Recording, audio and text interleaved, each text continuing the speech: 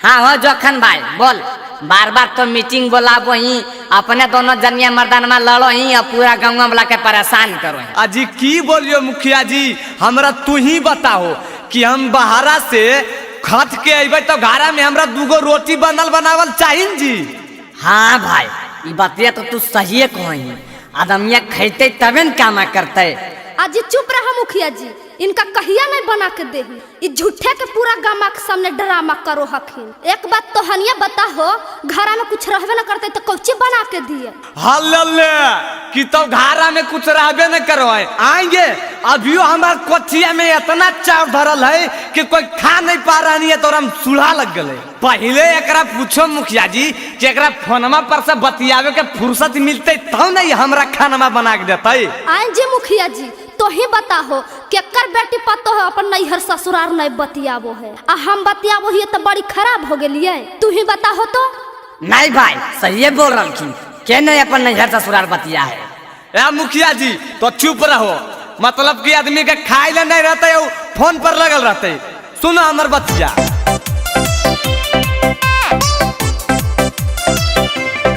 Music by Tinku Tufan.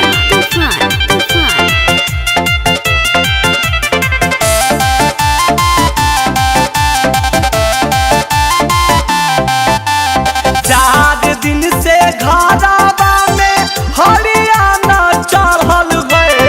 तो ही बताओ मुखिया जी कैसे खेत में काम करिए। 4 दिन से घरवा में हरियाणा चढ़ल गए। मुखिया जी हो मौगी हमारे दोसरा से फसल है। मुखिया जी हो मौगी हमारे दोसरा से फसल है। मुखिया जी हो की कैलक रे बाप। देखो तो भरल समाज में हमरा कच्ची कच्ची बोल मना तो करे हड़ीवा बीत के मारिए। जे जैसन रहो वैसन दूसरा के समझो है। मुखिया जी तू पूछो इ निर्बंसा के 4 दिन से खाना नहीं बना के दिलिए तो 4 दिन से केकरा घर जाके खा है। सुनो मुखिया जी एकर चरित्र कैसन है हम जानो हिए। हाँ बोलहोन जी। नून तेल मसाला सब कुछ घरवा में झरल है। नून तेल मसाला सब कुछ घरवा में झरल है। मुखिया जी हो मरद मोर गोतिनिया से फसल है। मुखिया जी हो मरद मोर गोतिनिया से फसल है। मुखिया जी हो मरद मोर। हाला देखो देखो तो मुखिया जी माइनियन भाव जाए पर ये शक करो है। अब घारा में नहीं खाए ले बनते तो गोतीरा घारा में बुलबुल के नहीं खाई जी। ये तो अपना नैहर से दालमोट बिस्कुट काजू किशमिश मंगा के खा ले, हम भूखले रहिए। अहो ये फसा फसीला बात बंद कर, पहले ये बताओ कि आगे तोहनी सब के विचार की हो। अजी आगे के विचार की रहते हम एकरा नहीं रखबे मुखिया जी।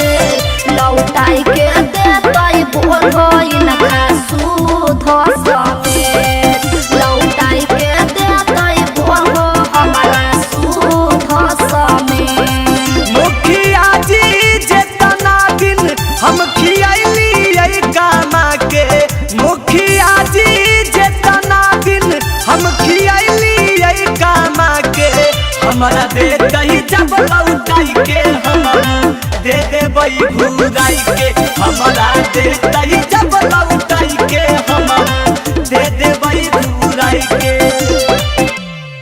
अहो पति पत्नी में कहाँ नहीं झगड़ा हो गए। हमार बात मान, दोनों मिलके आपस में बात करके सलाह कर। अजी नहीं मुखिया जी, जब बात होइए गले हा तो रोज रोज के ड्रामा हम नहीं सुनबो। अलग रहबे तो अब अलग रहबे। अच्छा ठीक हो। अहो तोहनी दोनों तो अलग हो जमी, लेकिन ये दूगो बाला बचवा है एकरा की करबे। अजी बाला बचवा की एगो बेटा है एगो बेटी है। बेटवा के हम रखबे, बेटिया के ई रखते। अजी नहीं मुखिया जी बेटवा के ई रखते तो बेटियों के एकरे रखे पड़ता है।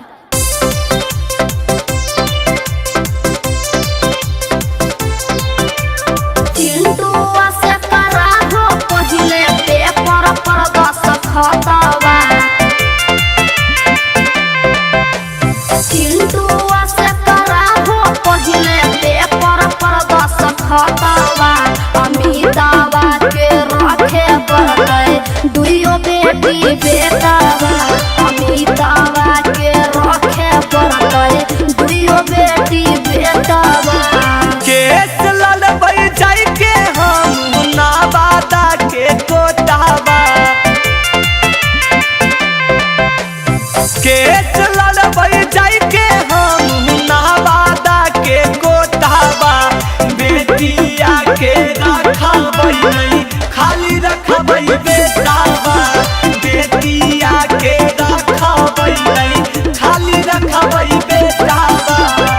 अजी तू हमार बात मानो इहो ठीक कह रहा है। बेटवा केरा रखे दो, बेटिया के तू रख ला। अच्छा ठीक है मुखिया जी, हम जा रही अपन नैहर। चल रे बेटा, हमू तोरा दोसर मम्मी खोज देबो।